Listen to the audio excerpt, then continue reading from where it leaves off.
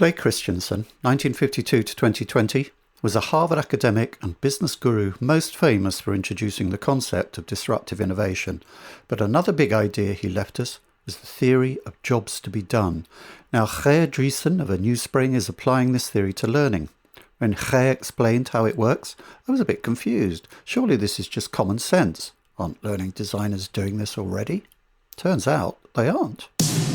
Welcome to The Learning Hack, a podcast about the people and technologies that are creating the future of learning.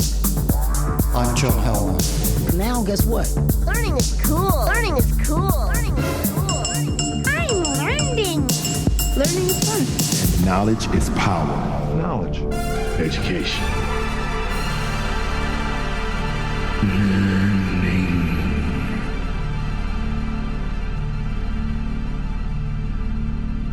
The jobs to be done approach encourages a focus on what your end user is trying to achieve when they access a product, service or experience of yours. As Professor Theodore Levitt put it, people don't want a quarter-inch drill, they want a quarter-inch hole. This comes out of marketing, but it translates pretty easily to the context of workplace learning where, by and large, people have jobs to be done and they want them to do them better. My guest this time thinks that we could learn a lot by applying this concept to learning. Kate Fitzgerald, Head of Fact. Tell us about him. Hack Facts. Ger Driesen is Learning Innovation Leader at aNewSpring and a thought leader with more than 30 years' experience on learning and development. He is also co-founder and consultant of the Challenge Leadership Development Academy and for the past 11 years has worked with the Association for Talent Development as a speaker, trainer and conference chair. Another of his passions is the life and work of the Dutch painter Britskol van Gogh, but whom Ger, although Dutch himself, follows North Americans in calling Van Gogh.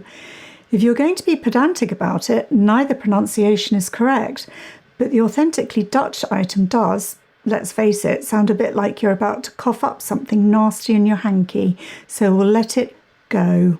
See what you did there. So Jay Curtis, Head of Themes, with your hair and glasses and stuff. What themes did we tease out of the jobs to be done concept? Ger gave you a pretty thorough explanation of its application to learning design, John. But you also talked about new attitudes and awarenesses L&D might need for this approach. You also talked about the technology dimension.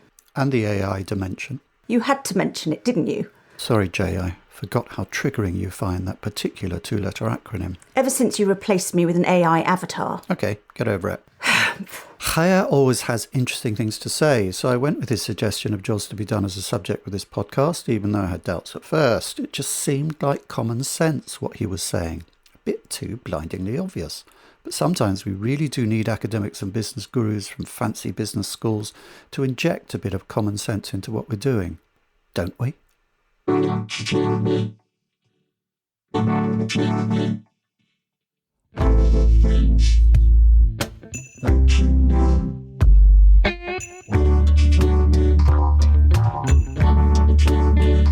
It's great to have you on the podcast. Welcome to The Learning Hack. Thank you, John. It's a pleasure and an honor to be here. Oh, well, it's great. We wanted to do this for a while, so it's good to have you on at last. We're going to be talking about the jobs to be done framework today and how it can be applied to learning. But first, could you fill us in a bit on your own personal journey in learning? We've known each other for a few years now through the LPI and other things. And many people in learning will be aware of you through your thought leadership activities, your evangelical presence. But how did you get your start in this business and what first attracted you to becoming a learning professional? Yes, in fact, it has been a long journey already, but I enjoyed it very much. So I started as a technical teacher many years ago. And when I got my teacher education, I really was interested and became more interested in learning psychology. So after finalizing, I started working as a teacher, but I also went to university in the evening to learn more about psychology and learning. And I thought I wanted to become a learning designer then. But then I did a project during my education at university, and we did an evaluation project. And we found out that although the learning might be very well designed as a learning product, the real impact really depends on the context in which it's used and how good the support is in the context. So that was a very important lesson for me. So I pivoted to more the OD side of learning. And after graduation, I had different jobs for 10 years as internal L&D professional. And the last one was at Fuji Photo Film, where I was the training and development manager. And I also learned a lot over there of the Japanese way of running a business, and that was very inspiring to me. Mm-hmm. Then after 10 years, in the year 2000, I became self-employed within a company that I co-founded a few years before. I worked as a learning consultant and as a management trainer focused on leadership and soft skills development. And I was always interested in trends and technology related to learning, like to write articles about it in different magazines and also do presentation on events. That way I met the founders of aNewSpring, and they asked me to join them to speak at conferences and to write articles and blogs for them. And so about 6.5 years ago, I joined aNewSpring in that role part-time. So besides my work as an L&D consultant and trainer. Thanks. So what is the Jobs to be Done framework? Where does it come from? Why do you think it is so applicable to learning? Yeah, it comes from innovation literature and marketing. And what I always did in those years and still do is I like to scan what kind of frameworks and approaches are used in different industries and in different professions, and try to see, okay, which one could be also useful and applicable to learning. And so I came across the Jobs to be Done, I think 5 years ago, and I thought it was very interesting. And with that focus of could it be something that would also be applicable to learning, I started to learn more about it, and then thought, yeah, there is something in here that really can be useful also for learning design. Can you sum it up for people what the approach is? I mean, there is, there are kind of formulations of it which are really quite simple, like, people who go out to buy a drill don't want to buy a drill, they want to buy a hole in the wall. Is that? Yeah, that's one of the classical examples. And sometimes people struggle a bit with the different type of language that is used in Jobs to be Done. But if you know what is meant, it's rather easy. And the idea is that people, they're trying to get progress in their lives. And to do so, they hire products or services. And in Jobs to be Done, one says hires and not buys. Clayton Christensen came up with that phrase. So they hire products or services and try to maximize their gains and minimize their pains in getting their jobs done. Yeah. So it's throwing the emphasis on the job that has to be done rather than the other end of the process, as it were. We're not making training courses here. We're helping people to do stuff that will exactly their lives. Yeah.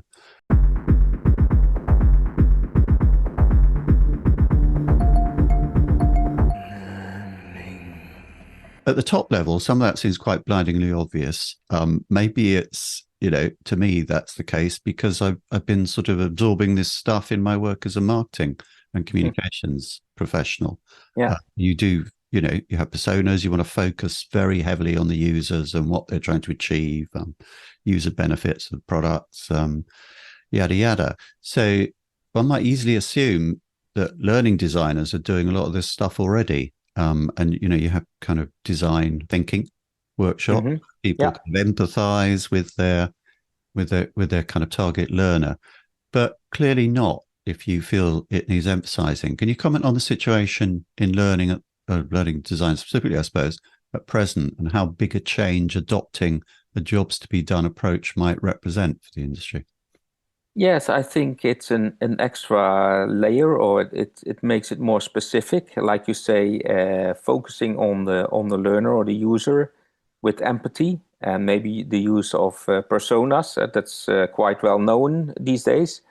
But what I really find or see there is that in these cases, quite often empathy is applied very general when you look at personas. And what I really like about Jobs to be Done is that the empathy is much more focused. So you're not looking at the person, but you are looking at the person combined with the job that they want to achieve.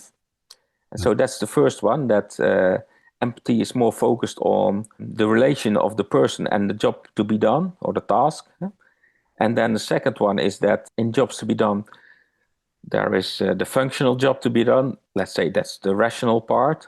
But then also there is focus on the social and the emotional aspects of the job that has to be done. And I think that those are extra layers also that are very useful. So bring social and emotional aspects of work and of learning into consideration. And then the third one is that also the context is included. If you write a clear job statement, then it always has a contextual clarifier. So it's also important, if you apply it well, that you think about, okay, the end user, in what kind of context and circumstances will she or he use my my design. And that's also very important, I think. Okay, yeah, it's in these details, these specifics of the framework, that I think it starts to get more interesting. We mentioned empathy. That gets kind of a bit of a rough press from some people in some quarters. People have complained about this. How can a 26-year-old learning designer empathize with somebody working on an oil rig? But this approach perhaps, what's the word, categorizes it in a way that's more interesting. So, as you say, there are different types of jobs to be done: functional, emotional, and context, or the consumption chain. Could you give us examples of each of those? I mean, obviously the functional one is, fairly obvious. I want to do this job, and I'm a nurse, or I'm a oil rig worker, whatever, and I want to do this particular task better, and that's the functional description. But give us examples of how it works on the emotional and contextual. Yeah, the emotional and the social, they are both related to the functional. Yeah. And in fact, what you are looking for is, with the emotional, is how does the person feel while doing the functional job, or just after doing the functional job? And I think when we are designing for improvement at work, it's also good to have this point of view to see, okay, not only is a person capable of doing the task after a training, but also does he or she feel confident enough to really apply it in the context. And that's maybe the emotional part. And then the social part is how people are seen while they apply the functional job. So that's how other people look at them. And it's about reputation, etc. So if you learn something new and you go back to work, and your colleagues are around, or a customer is around, and you have to apply a new kind of task, of course you want to be seen as a professional who can master the task. But maybe you need a bit more support, or maybe a bit more training to get at that level. So we should take that into consideration in our learning design.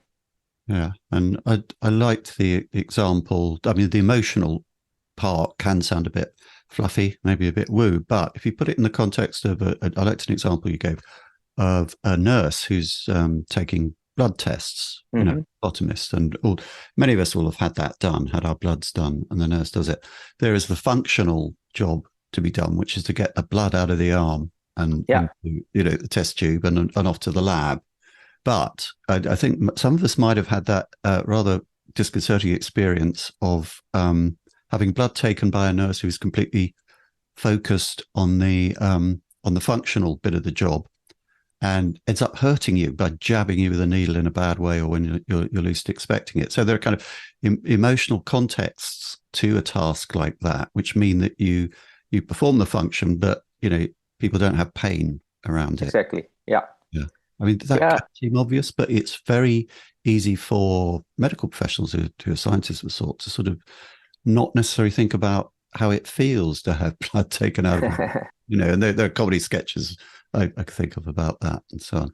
Yes, and building on that example, for the social job to be done that's related to that, I think people can imagine that in these teams of people who take the blood samples, there is also always one person maybe that is very good with children or with elderly people. And so that's then the go-to guy or go-to girl for when it becomes harder with children or with other people. And that's the reputation part. And so that's the social job to be done part of it in this example. Right. And how about the consumption chain? That feels a bit more harder perhaps too. Yeah, it's a bit farther away in the sense of when you did a good analysis with the functional job to be done and the social and the emotional, then you start thinking about a solution that you want to design. Yeah. And then the next thing to think about is, okay, if I want to go for this kind of solution, how easy or how hard will it be to have access to that solution at the end? So that's also part of the design process. So if we relate that, a bit more specifically to the world of learning tech and learning systems, for instance, there you might be looking at how do people get to an online learning experience? What does it feel? How's it served? Exactly. Or when you want to take the concept of learning in the flow of work, then you have to create that consumption chain job so that it's really available in the flow of work. Okay. So speaking of, related to that, what is the role of technology in adopting a jobs to be done approach? I mean, I think it's interesting because these models have come about. Technology's had a big role in making us make things explicit, which in the old days of kind of in-person training, perhaps, were more implicit in the way that people were trained and taught. But once you're digitizing stuff, you have to have an explicit model for how to do it. Is that how that works with jobs to be done, do you think? Yeah, that's one way to look at it. Other way to look at it is that technology does not play a role directly. And in many examples of that are written in the books, they say, for instance, functional job to be done can be you want to listen to your favorite music while doing your workout. Yeah, maybe technology gave us the mobile radio many years ago. And then later on, we got the Walkman. And then later on, we got MP3 with separate MP3 players. But now it's on your, it's streamed on your smartphone. So the functional job stays the same over the time. But the kind of solutions that give you the maximum of gain and the minimum of pain, they change over time with technology. And so that's the innovation part of jobs to be done. But the job to be done, in essence, stays quite the same. And the solutions vary depending on technology. I think it's a very interesting example because if you think of the way people relate emotionally to the way they get their music, from vinyl, which has had a resurgence, and even more strangely for me, cassette, which I always thought was a terrible medium for accessing music. People started putting cassettes out again. Translating that to the training world, people have in many ways had an emotional attachment and their emotional values around in-person training. Yeah. What it signals to be given in-person training as opposed to an e-learning program. And that's been quite hard for the industry to negotiate, I think. This approach puts all that stuff into focus in an interesting way, I think. Yeah, and I think it really helps with clarifying also the assumptions that we have. So looking at technology, we might think that the new generation of people, they all like technology. They are all easygoing with technology.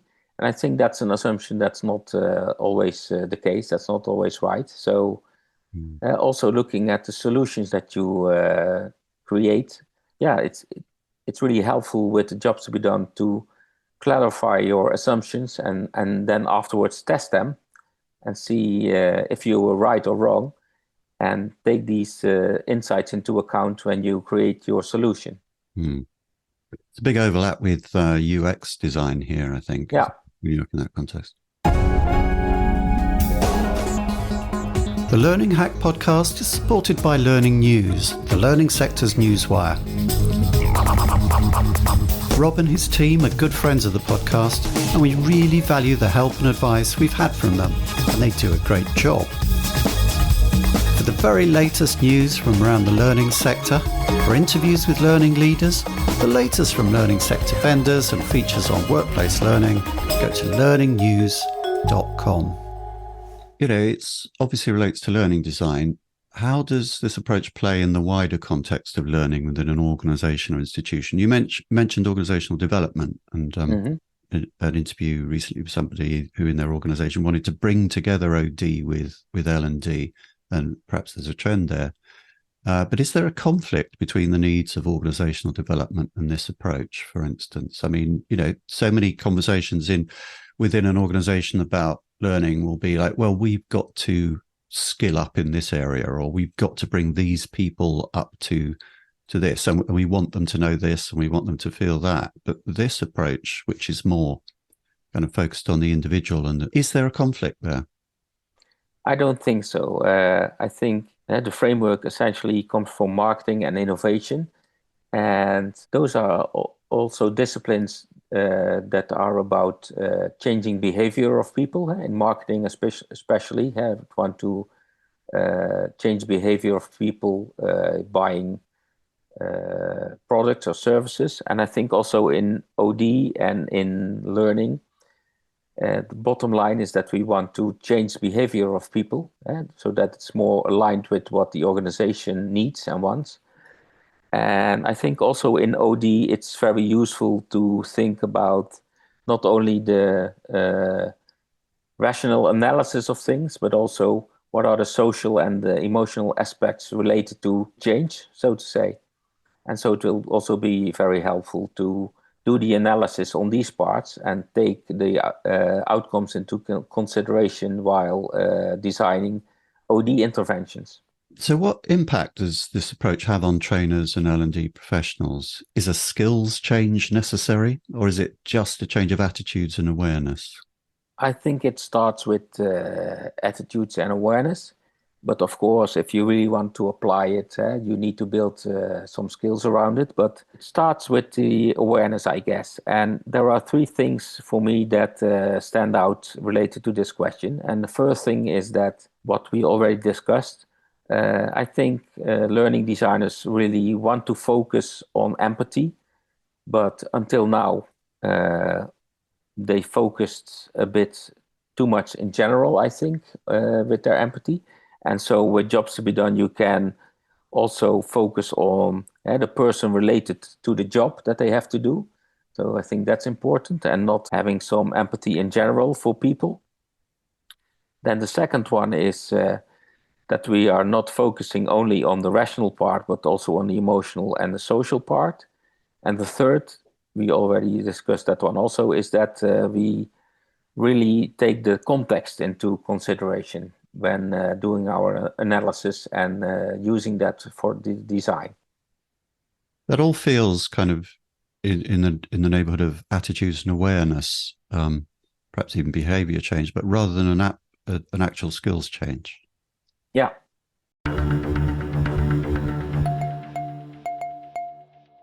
That brings me to, I'm going to ask you the inevitable AI question, I'm afraid. Does AI have a role in this? And it's perfectly okay to say no, it doesn't. I'm hesitant a bit because I have no clear answer about it yet.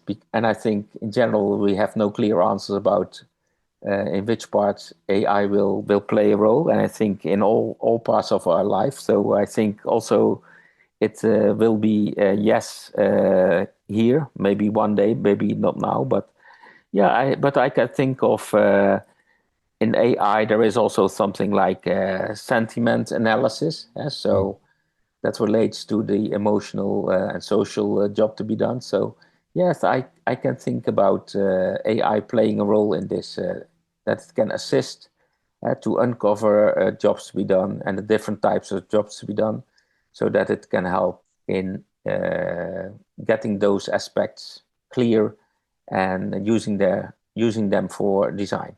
I think that's a really interesting thing to highlight, sentiment analysis. It's kind of a bit of AI that we overlook now because everyone's so kind of into the idea of content creation with AI. But the analysis side of it is really interesting. And the fact that you could do a kind of large scale, almost statistical analysis of the sentiment. So if you're looking at particular, cohort groups of people that you're onboarding and so on, how do they actually feel about that experience? What do they say about it? What do they report about it? It's an interesting thing to focus on, I think. Yeah, I'm experimenting quite a lot with prompt engineering these days to feed into AI, but I didn't try it yet to create a prompt where also the different jobs to be done elements are in. So that's a nice interesting assignment for me. Thank you. I will try it, John. Yeah. Someone told me the other day that as an interviewer, I'm a prompt engineer. I'm kind of prompting you as if you're a ChatGPT to get the information. So in a way, we're all prompt engineers now. Yeah.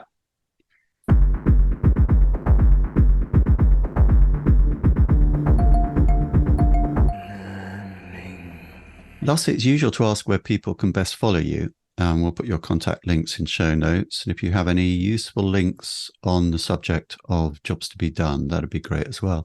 But you also tell listeners about the people and sources you look to and listen to in developing your own knowledge about learning. You're a very well-connected person, Ger, and you're out there in your evangelism role. So it's interesting to know what the water holes are the water coolers and the water holes where you learn stuff.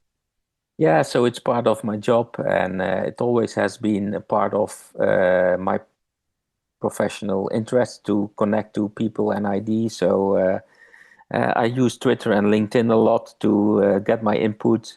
I like the Institute for the Future, as to mention another one, the Learning Guild. I listen to podcasts. In my role, I often go to conferences, and there you not only listen to the presentations, but also have indeed the chats at the water coolers or at the coffee. So, and what I often do is when I always have at least one or maybe two or three topics that are top of mind for me to dive a bit deeper in. And for that, I use Google Alerts. I give Google Alerts a word to trigger on, and then it sends me resources every day about what was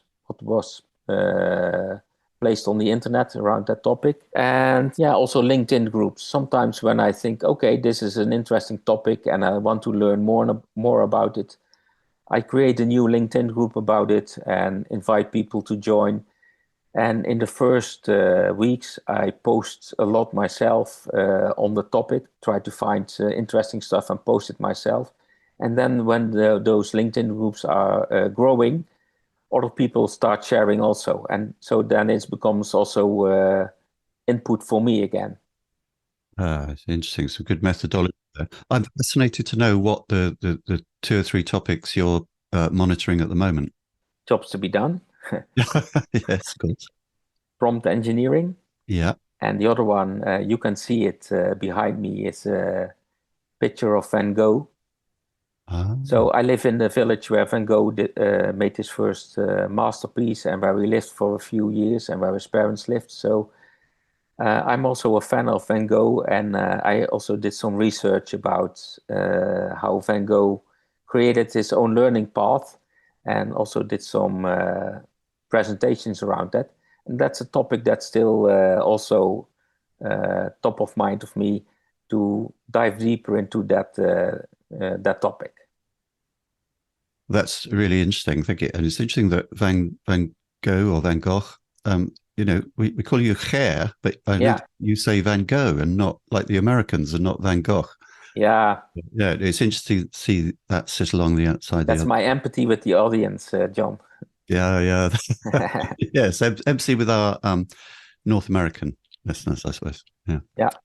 Thank you very much for taking the time today, Ger. It's been a really interesting conversation. Thank you so much. See you soon. That's all on the Learning Hack podcast for this time. Many thanks to our guest and to our sponsors. The Learning Hack is completely independent and transparently funded by sponsorship and your Patreon contributions. If you want to help others find us, please like, follow, rate, review and subscribe on your podcast platform of choice or on YouTube. And you can contribute at patreon.com/learninghack. Our next episode is the last of the season before the summer break, and it's a good one. With the green transition moving into a new phase where fighting climate change is no longer an issue of international cooperation so much as a driver of global competition and geopolitical rivalries, we talk to a head of learning for one of the world's leading energy providers. Till then, stay curious, learning people.